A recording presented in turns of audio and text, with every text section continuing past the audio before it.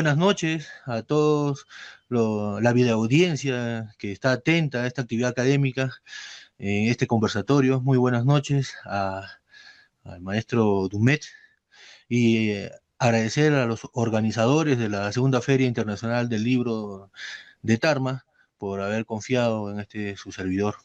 Esperemos de que esta conversación que vamos a tener con el maestro Dumet sea de su agrado, y estoy seguro que va a nutrirlos mucho.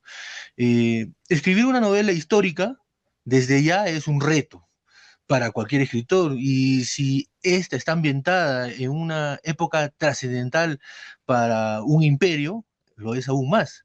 Eh, mm, la historia de los imperios se da con muchas actividades, con mucha información de este tipo, ¿no? Es también un reto iniciar la lectura de una novela histórica, ¿no? Exactamente. Nos va a traer muchas novedades, nos va a demandar ejercitar mucho nuestra mente y nuestra capacidad cognitiva. Así que estamos hoy con Rafael Dumet, ¿no? Que él se decidió a escribir una obra llena de historia, bien documentada, ¿no? Muy bien respaldada con rigurosidad de investigación científica y de ficción también. Es también una obra de espionaje durante la guerra de conquista del Tahuantinsuyo, en la que plasma sus conocimientos que tiene él sobre la cosmovisión del hombre andino. Es muy importante este punto de vista que toma o que toca Rafael Dumet, ¿no? El mundo, la cosmovisión del hombre del Ande y sobre esa cultura que tenemos que redescubrir. Nuestro entrevistado es limeño, egresado de la Pontificia Universidad Católica del Perú, es lingüista, también ha estudiado pues, teatro en la misma casa de estudios, se ha reforzado en la Sorbona. Estamos hablando pues de un hombre muy, muy preparado, ¿no? Un dramaturgo. Que ha escrito pues varias obras de teatro, ha dirigido películas en el cine, y debemos resaltar que su novela El espía del Inca, que es la que nos convoca esta noche, es su primera novela y bestseller. Y vamos a ir hablando sobre este tema también interesante. Esta noche de 29 de noviembre tengo el honor de conversar con este gran ser humano y conocedor de la cultura del antiguo Perú. Muy buenas noches, maestro Dumet. Jorge, en primer lugar, permíteme decirte, olvidemos eso del maestro Dumet. Si decimos, si nos hablamos de tú y me dices Rafael, no hay ningún problema. Bien, bien, Gracias Rafael. por tu interés, gracias por tus palabras de presentación y gracias también a los asistentes virtuales de esta conversación entre tú y yo. Así que estoy allano a cualquier pregunta que tú tengas. Bien, Rafael, excelente. El tema del espionaje es una materia que a usted le llama mucho la atención, ¿no? ¿Desde cuándo nace ese gusto por el mundo de los espías? Bueno, realmente no nació de manera completamente de la noche para nada, de la noche de un día para el otro. No, en realidad fue de manera completamente fortuita. En realidad mi interés era en el Imperio Incaico y esto comenzó de manera completamente casual a partir de un momento determinado en el cual yo había terminado bueno, vamos a remontarnos al año 2000. Yo había terminado de trabajar en un proyecto cinematográfico en Estados Unidos, donde resido, y me dijeron, tienes tiempo para poder dedicarte a lo que quieras. Y bueno, yo decidí retomar un viejo amor, que es el amor por la prosa. Yo soy un escritor de teatro también, pero me era impráctico, me era irreal poder escribir teatro a comienzos del año 2000 en Estados Unidos, puesto que para mí el teatro era una cosa muy local y yo no tenía ningún vínculo cercano con mi nuevo lugar de residencia. Entonces decidí retomar la prosa y en la prosa decidí tomar justamente algún tipo de texto que explorara algo histórico y me acordé de una sugerencia de un profesor que se llama el profesor Valiente, se llamaba el profesor Valiente del Colegio de la Recoleta, que nos decía, pero ¿por qué no los escritores peruanos no se dedican a explorar personajes tan interesantes en la ficción como por ejemplo Felipillo. Y me pareció un excelente punto de partida y yo comencé a averiguar información sobre Felipillo en un libro maravilloso que se llama Men of Cajamarca del historiador británico James Lockhart.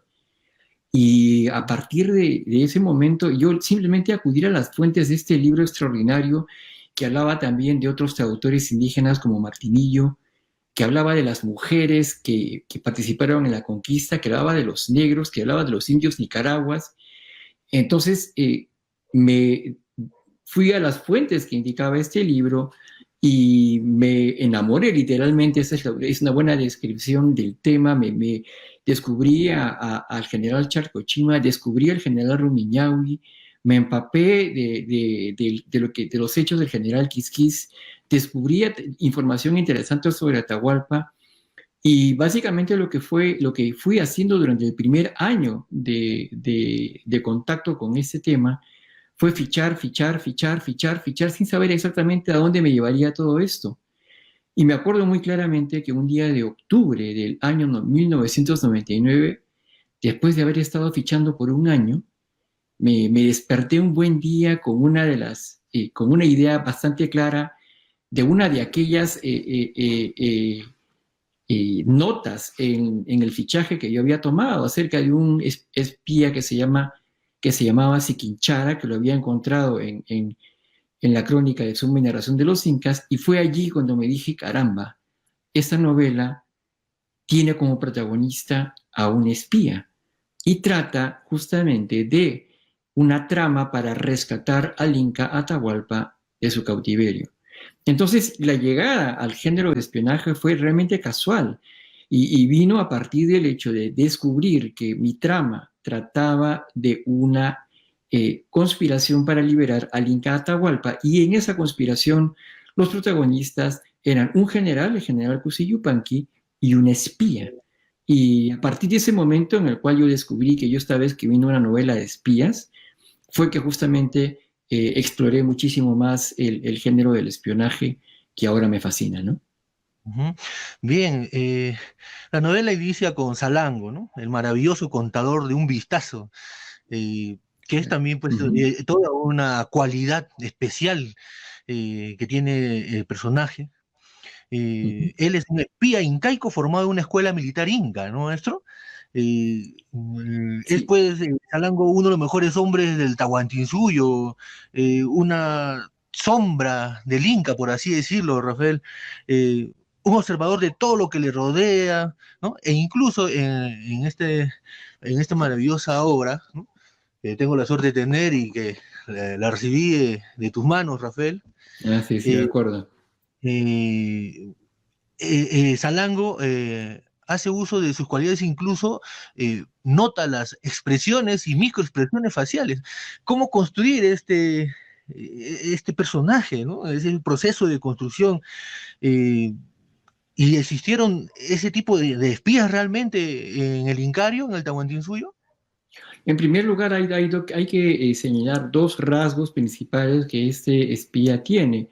A mí, por supuesto, no me corresponde interpretar lo que este espía significa, no me importa, no me corresponda, no corresponde, digamos, hacer interpretaciones, valoraciones, pero sí puedo dar detalles acerca de este personaje.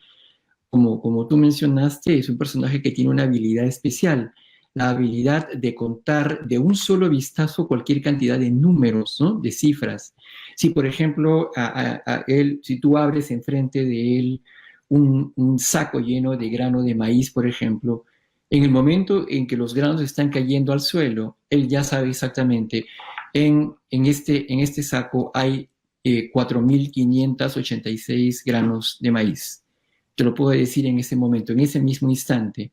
Esta no es una cualidad que yo haya inventado, es una cualidad que descubrí partir de investigaciones de neurología. Es la condición que se llama el savant, es decir, estas personas que tienen una capacidad especial, cognitiva especial, que usualmente va en desmetro de otras capacidades, pero que en el caso del espía protagonista que se llama Yumpacha, Salango, Osjoyo, entonces él sí justamente lo adquiere a partir de un golpe en la cabeza, ¿no? Ahora bien, este espía también tiene otra característica, pertenece al grupo étnico Chanca. Él nació digamos, en la zona actual de lo que vendría a ser la zona de Lucanas, en Ayacucho, en el Valle de Sondondo, donde justamente donde mi familia viene, mi familia es de Ayacucho por ambos lados, por padre y madre, y donde justamente nació mi padre. Mi padre nació en el pueblo de Aucará, justamente en el Valle de Sondondo, y de alguna manera traté justamente de reconstruir también este pueblo de origen donde él nació, no por un prurito de familiar exclusivamente, sino también porque, bueno, creo que la zona es una zona muy cargada, la zona de Ayacucho es una zona muy cargada, y digamos, tiene un relieve especial para todos nosotros, ¿no? Los peruanos y los latinoamericanos, ¿no? No en balde fue en Ayacucho donde surgió la Federación Huari, fue en la zona de Ayacucho, Huancavelica, Apurímac, donde justamente surgió la cultura chanca, cuya derrota marcó el inicio de la expansión quechua, que fue en la práctica el inicio del imperio incaico. Fue también en Ayacucho donde justamente se selló nuestra independencia, no solamente peruana, sino continental, en la batalla de Ayacucho en 1824. Fue en Ayacucho donde justamente se dio la mayor resistencia durante la guerra con Chile, digamos, bajo el mando del mariscal Andrés Avelino Cáceres. Y fue en Ayacucho, lamentablemente, donde surgió justamente el movimiento terrorista Sendero Luminoso, ¿no? Y digamos, es una zona cargada, es una zona fuerte, es una zona que tiene personajes en nuestra historia que han sido protagonistas. Y además creo que también era muy interesante el hecho de que fuera además que el espía protagonista fue originario de este lugar, pues hay una lógica interesante por parte de los imperios que justamente seleccionan a sus mejores sirvientes, digamos, personas de servicio en el servicio secreto, entre justamente aquellos pueblos que ellos explotaron más, ¿no? Y de alguna manera, pues, esta relación de subordinación de parte de los chancas a los incas fue, digamos, algo que yo quería rescatar, algo en lo que yo quería poner de relieve, ¿no? Bien, Rafael, esto de los chancas también es interesante, ¿no? Y justo que Salango, pues, desciende de esta etnia, ¿no? Tiene de esta nación, antigua nación, Exactamente. chanca. Y tiene que ver mucho con lo que estás hablando de Huancavelica, por ejemplo, ¿no? Eh, Uh-huh. eh, en la obra, Salango es un espía que está en Manta, ¿no? En lo que ahora es Ecuador, ¿no? Exactamente, sí. Pero él luego ya pues se da a conocer de que él no es de ahí. Había una política que tenían los incas, ¿no? De repoblamiento de los lugares que habían sido conquistados. Los Y Micmac, sí, exactamente, sí. sí, exactamente, entonces Salango, ¿no? Y Huancavelica, bueno, lo has nombrado, ¿no? En Huancavelica está pues la laguna sagrada de los chancas, ¿no? De ahí salen los chancas en la historia. Exactamente.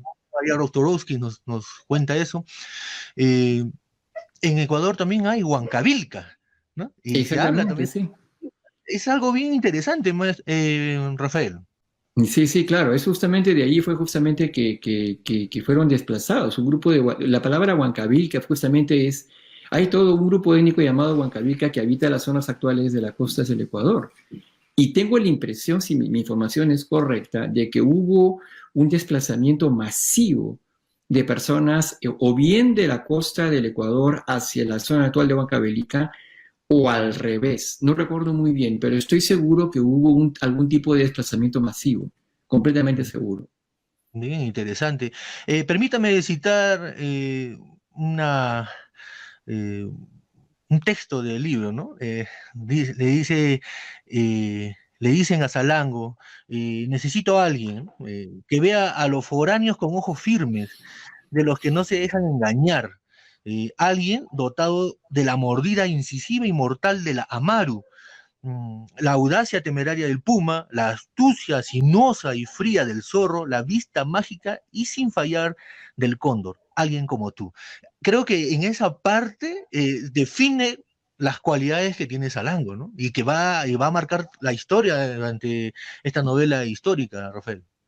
Sí, claro, pero al mismo tiempo, como puedes ver inmediatamente después, el protagonista no se fía de justamente lo que le acaba de decir, porque inmediatamente dice, qué bien, qué bien, qué bien recitas las lecciones aprendidas, hermano y doble, porque justamente él intuye que esa recitación de sus cualidades es posiblemente una manera de sobarlo, ¿no? Y de tratar de ganárselo a su causa, ¿no? Como Pero hacerle sí, un o sea, ahí estamos viendo en el mundo del espionaje lo que se conoce como inteligencia y contrainteligencia, ¿no? Están exactamente. Él sabe en una lucha. perfectamente que de repente justamente le está masajeando el ego, justamente para tratar de utilizarlo, ¿no? Él sabe perfectamente, porque él sabe, él es un espía que posiblemente ese compañero suyo, su doble, él sabe perfectamente que posiblemente él está utilizando todas las artes justamente del espionaje, entre las cuales justamente esta de sobar el ego del oponente, ¿no? Claro, es interesante. Y la novela va marcando estos aspectos tan humanos que tienen los espías, ¿no? Porque estamos hablando de que Salango está entre los huascaristas, los atahualpistas, y está también en medio de los españoles, y toda la política en ese momento, ¿no? Por así decirlo, está movida porque las naciones, los grupos que han sido dominados recientemente por el imperio, están pues sublevándose algunos desconociendo la autoridad del Inca, otros reafirmándose, entonces está en un momento convulso de la historia del Tahuantinsuyo. Exactamente, ¿no? Y además uno suele pensar, bueno, y justamente es una narrativa que yo quería, digamos, digamos, no diré superar, pero digamos, bueno, yo básicamente he seguido históricamente, no soy nada original, yo he seguido y he leído, espero que exhaustivamente, los textos de Valdemar Espinosa, el inspirador peruano, Valdemar Espinosa Soriano, quien justamente señala la gran complejidad étnica del Tahuantinsuyo durante la conquista, ¿no? Y él señala justamente que uno de los elementos fundamentales para explicar la relativamente fácil destrucción del imperio fue justamente este todos contra todos, ¿no? Porque cuando los españoles llegaron, no es que llegaron y conquistaron al Inca Atahualpa y se acabó, ¿no? Justamente, primero estaba una guerra que estaba terminando, que había terminado entre el Inca Atahualpa y el Inca Huáscar. Pero además había una serie, pues, de rencillas entre panacas, entre linajes imperiales, entre justamente los grupos étnicos sometidos que complotaban unos contra otros, otros contra los unos, digamos era realmente la tormenta perfecta para una conquista como la que ocurrió. Realmente los españoles tuvieron mucha suerte, porque yo me imagino que hubiera pasado si hubieran llegado y hubieran tratado, por ejemplo, de hacer exactamente lo mismo que hicieron, pero digamos a ver, vamos a ver si 32, 8 años antes, justamente cuando estaba todavía vivo el Inca Huayna Cápac y había una cierta estabilidad en el imperio, ¿no? Entonces, digamos, ellos tuvieron suerte porque llegaron en un momento determinado donde había una división profunda a todo nivel y justamente uno de los incas acababa de derrotar al otro, ¿no? Y es por eso, además, ellos habían aprendido, Pizarro había aprendido muy bien las lecciones de Hernán Cortés. Ellos se habían reunido justamente en Panamá para conversar. Pizarro se había reunido con Hernán Cortés para justamente aprender explícitamente de las lecciones de la conquista de México. Y aprendió dos cosas justamente, ¿no? Uno es, donde vayas, diles que estás con ellos, ¿no? Es decir, divide y vencerás. Y por otra parte, donde vayas, tienes que atacar a la cabeza, tienes que averiguar quién es la cabeza y tienes que capturarla o matarla. Porque justamente sabía perfectamente que estos grupos, estos imperios que existían en el Nuevo Mundo, eran profundamente verticales. y entonces bastaba con ir a la cabeza y descabezarlo, y la idea era que todo se iba a caer por su propio peso, que fue lo que efectivamente ocurrió, ¿no? Ujú. Ujú. Rafael, el Inca es el resultado de más de un decenio de ardua investigación. Eh, Nos has citado algunas fuentes, pero ¿cuáles fueron las principales que te han servido para este trabajo?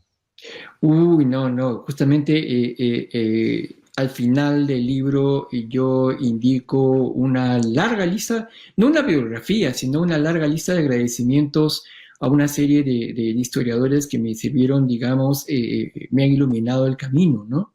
Como una especie de super mega linterna de Diógenes, ¿no? Lo que pasó es, bueno, es decir, yo voy a mencionarte a aquellos que me vienen a la cabeza en este momento, a riesgo de ser injusto. Muy probablemente voy a ser injusto, pero en este momento se me ocurre, pues, como te mencioné, a Valdemar Espinosa Soriano. Estoy pensando también justamente en Juan José Vega, a quien yo tuve inclusive el privilegio de conocer personalmente y quien me entregó parte de su material, de todo el material que él estaba preparando antes de morir sobre los intérpretes indígenas. Luego, por supuesto, José Antonio del Busto, Raúl Porras Barrenechea, quien es responsable de la publicación de las llamadas relaciones primitivas, es decir, las crónicas contemporáneas a la época de la conquista, que son los que ahora nosotros privilegiamos a la hora de nuestra comprensión de esos tiempos iniciales de nuestra conquista. Pienso también, bueno, para cada rubro, pienso, por ejemplo, para la religión, la comprensión de la religión, pienso en Cristóbal de Molina, fichado por María Rostorowski. Pienso en María Rostorowski en todos los estudios que yo he leído de ella, Costa Peruana Prehispánica, estructuras, las estructuras religiosas, no me acuerdo en este momento, pero también el estudio de Pachacútec. Pienso también, es que hay tantas, pienso ahorita en los estudios del Asher y Asher sobre los quipus, pero también bueno, hay una enorme cantidad de textos que he leído al respecto y como te digo, bueno, pues he tratado de apelar a lo que son llamadas las fuentes de primera mano del estudio de nuestra conquista, ¿no? Por supuesto, estoy seguro que en un momento determinado alguien me señalará, podrá señalar alguna limitación, alguna falencia de parte de mi trabajo bibliográfico, ¿no? Pero bueno, creo que traté honestamente de hacer mi tarea y de investigar de esto la mejor manera posible, puesto que de una manera paradójica, creo que para poder tener credibilidad en un tema tan complejo, tan ambicioso como el de los incas, uno tenía que realmente, paradójicamente, para escribir bien una novela que es, por definición, un texto de ficción, uno tenía que hacer su tarea y documentarse bien, ¿no? Claro, sí, pues realmente y la novela es muy buena, muy recomendable, queridos videoescuchas, están atentos. Marco Aurelio de Negri, en sus múltiples alocuciones, siempre decía, lo que no se nombra no existe. Eh, Exactamente. y, y bueno, Rafael, en el aspecto histórico, en tu novela le brinda voz y presencia a personajes que durante siglos han estado en una especie de olvido obligado, por así decirlo, ¿no? No por ellos, no por ellos. Ujú. Eh, a esos hombres que marcaron la historia de su tiempo, ¿no? Se le da una voz con la novela y un lugar. Por lo que podemos decir que el espía del Inca se convierte en una herramienta para que los actuales peruanos le reconozcamos su importancia y a la vez reaprender sobre nuestra historia, ¿no? Y de una forma amena. Eh, ¿Crees Bueno, tú eh, eh, que este aspecto se está logrando con tu novela? ¿Cómo sientes tú cómo lo recibe el lector?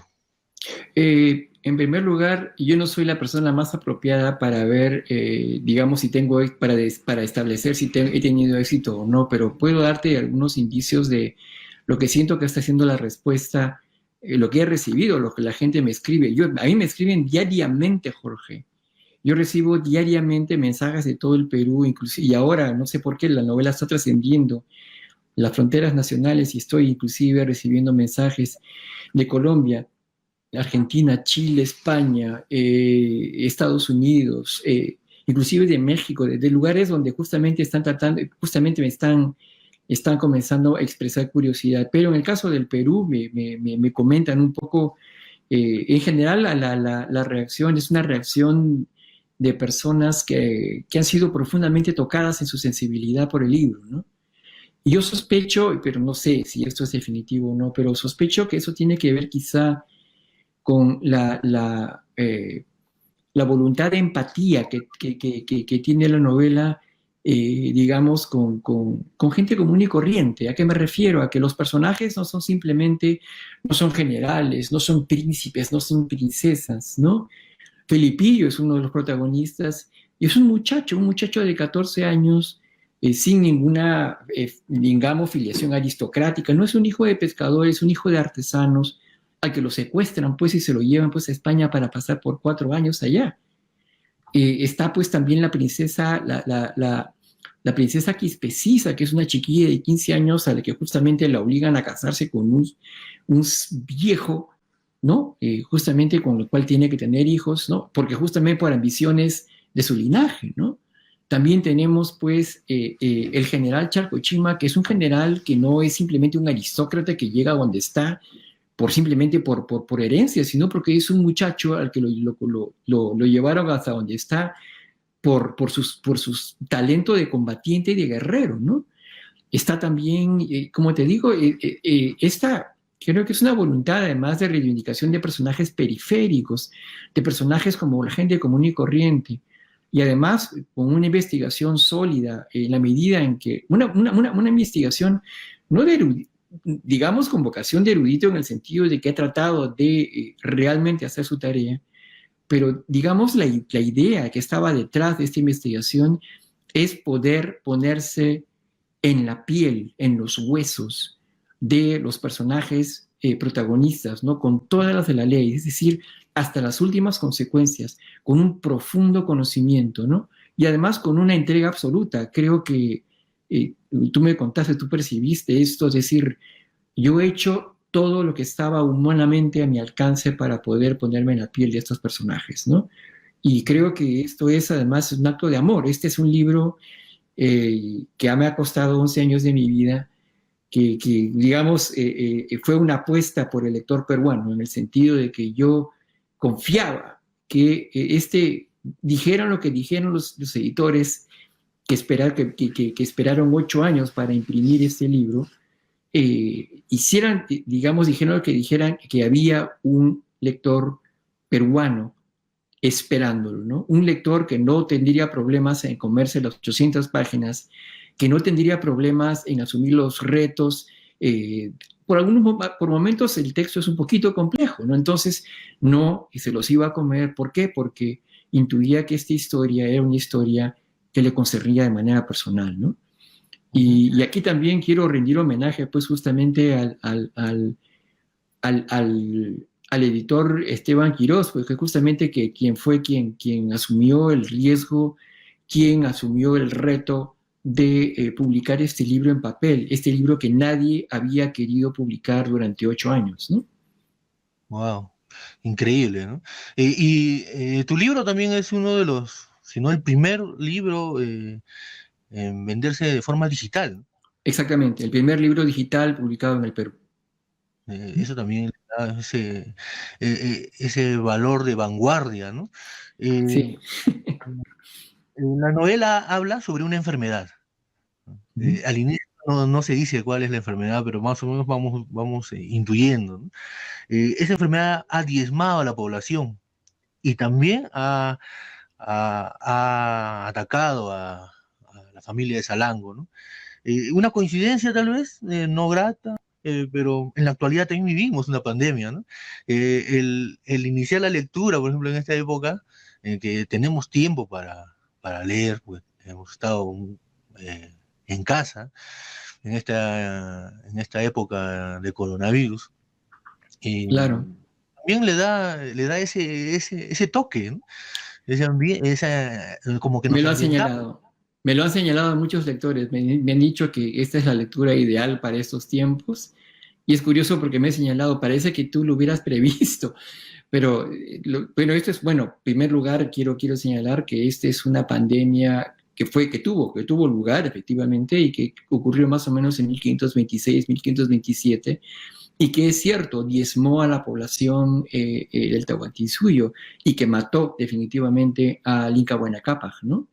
Hubo varias oleadas de epidemias que venían desde el norte, desde Panamá, y nada, esto justamente la novela comienza justamente con un intento de recrear los efectos en todo el Perú y en todo el Incario de esa pandemia. Es más, a mí realmente me puso los pelos de punta cuando veía justamente la novela comienza con un montón de gente regresando a sus predios de origen, ¿no? Que fue justamente, esa fue una escena muy común al comienzo justamente de la pandemia en el Perú, ¿no? Una enorme cantidad de gente que en una especie de odisea colectiva caminaban, inclusive porque no tenían cómo regresar, caminaban a sus pueblos de origen, caminaban a la selva, caminaban al sur, caminaban al norte, ¿no? A veces sin nada que comer, y digamos, gracias a la generosidad pues de las personas que los ayudaban en su regreso, ¿no? En Ujú. fin. Sí, el espía y el Inca también nos habla sobre cómo se vivía en la época, ¿no? De los dioses que tenía en el Tahuantinsuyo, los dioses a los que invocaban los incas en ciertos momentos de su vida, ¿no? Cuando se sentían tristes o amargos o con desesperanza, citan a los dioses, por ejemplo, al dios del rayo, por ejemplo, ¿no? Y Eh, Yapa, claro. Uh-huh. y a las costumbres y la ciencia incaica también. Es decir, El espía del Inca es un libro que nos abre el horizonte, ¿no? Nos ayuda a entender, porque así como en esa época se vivía, los que vivimos en los Andes, conocemos, así como tú lo conoces, la forma de pensar del hombre del Ande, ¿no? El hombre y la mujer andina. El libro toca esto de una manera muy fina y eso también le da un gran valor a la obra. Muchas gracias, Jorge. No, en verdad, como te digo, mi esfuerzo ha sido honesto y he tratado en la medida, inclusive es un esfuerzo además de reconexión con mis propias, digamos, con mi propia familia, ¿no? Es decir, como te digo, eh, yo tengo familia en Ayacucho, mi padre es quechua hablante, él se levantaba muy temprano para escuchar su huayno. Él, de manera exprofesa, además, para protegernos, decidió no enseñarnos el quechua. Pero digamos, Ayacucho es un lugar que ha estado efectivamente muy cercano en mi corazón siempre, ¿no?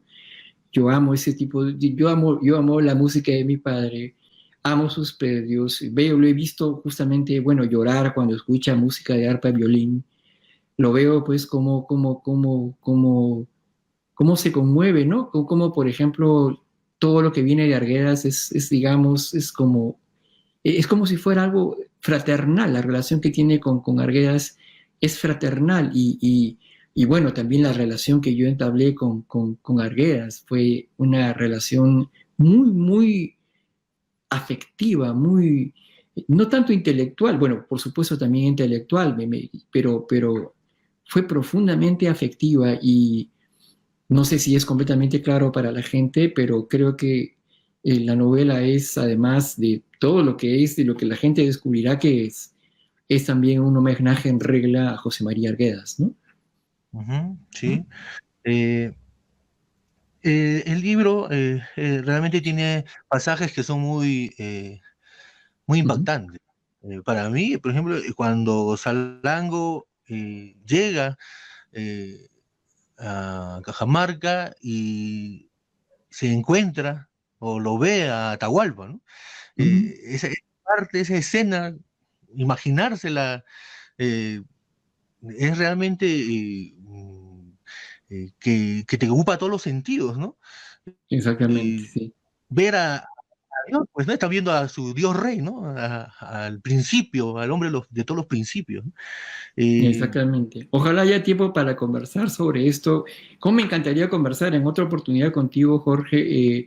Yo quisiera agradecerte a ti por esta conversación. Quisiera agradecer a los organizadores del Festival Internacional del Libro de Tarma por haber permitido que yo tenga esta conversación con ellos, ¿no?